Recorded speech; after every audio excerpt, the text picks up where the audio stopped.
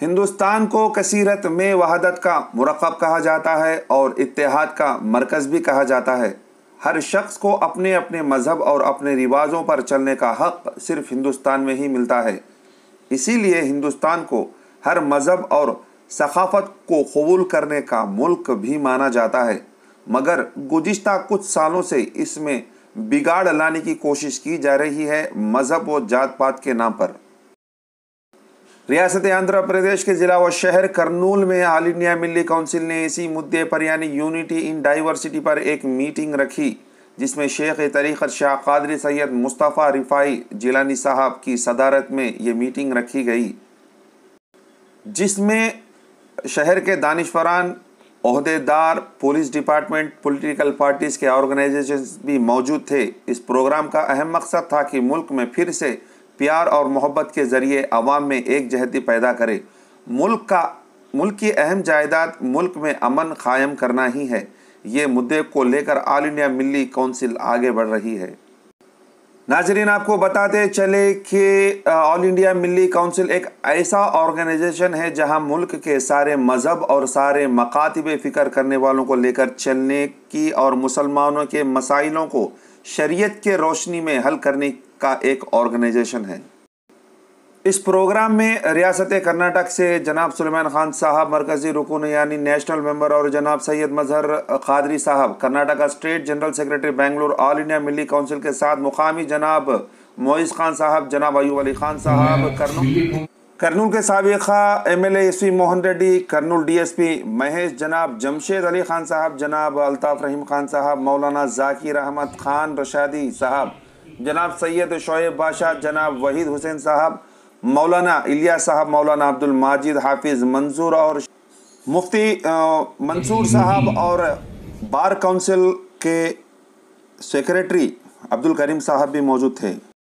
اسی موقع پر جناب ایوب علی خان صاحب نے بات کرتے ہوئے کہا کہ اب شہر کرنول میں مسلمان 4 طبقوں میں بٹ گئے، جس سے وہ بکھر بھی گئے اور اب تو شہر کرنول میں 4 قاضی بھی بن گئے۔ انہوں نے آل انڈیا ملی کونسل سے اپیل کی ہے کہ ان 4 طبقوں اور 4 قاضیوں کو ساتھ لے کر مسلمانوں کی نا اتفاقیوں کو دور کرتے ہوئے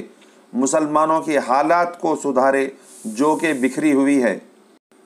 اور جناب معیز خان صاحب نے کہا کہ کرنول میں ایک جہتی کا ثبوت ہے، یہاں پر گنگا جمنا کی تہذیب پائی جاتی ہے اور یہاں کے لوگ بہت معصوم ہیں، شہر میں مذہب کے نام پر فتنہ پسند نہیں کرتے، جس کا ثبوت ہے کہ یہاں کی گنگا جمنائی تہذیب میں ایک مذہب کے عیدوں میں ایک جا کر ان کا مذہب کا احترام کرتے ہیں۔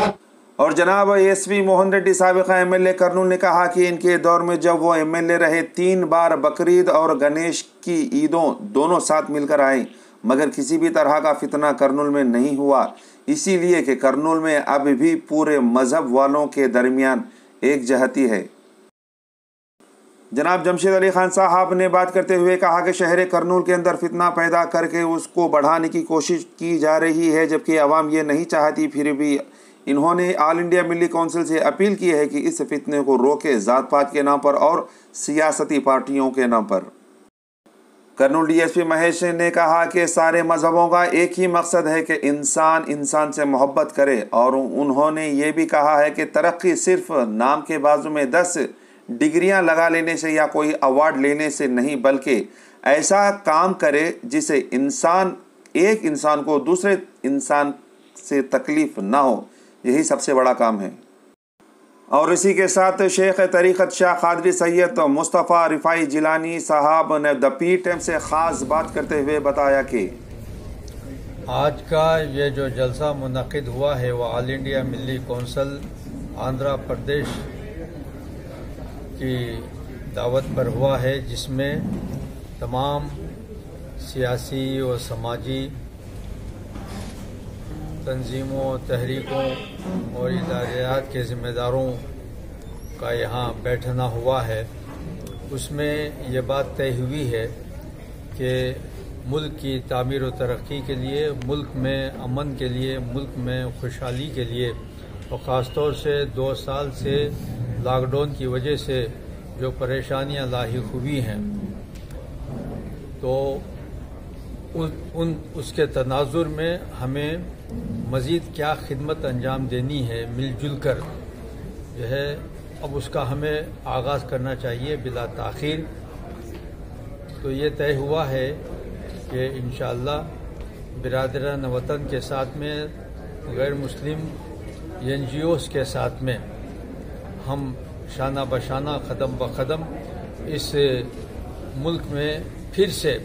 2 سال پہلے جو حالات تھے خوشحالی کے ہم اس کو لائیں گے. اس کے لیے جد و جہد ہم کو دن رات کرنا پڑے انشاءاللہ ہم پیچھے نہیں ہٹیں گے. تو اس کا عزم اور حوصلہ اور ایک ولولہ ایک داعیہ اس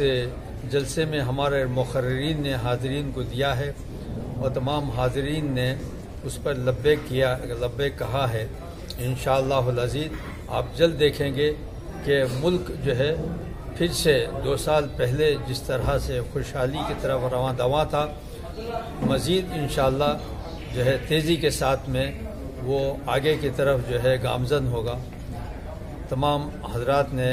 نیک تمناؤں کا اظہار کیا ہے اور لاک ڈاؤن میں جن تنظیموں نے جن NGOs نے جس طرح سے سروس کیا ہے